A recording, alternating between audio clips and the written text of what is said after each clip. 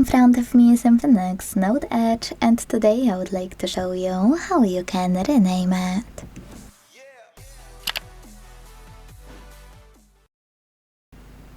First of all, go into Settings to click on INFINIX Note Edge over here. Then choose Device Name section, and finally type in whatever you wish. In my case, Sunny.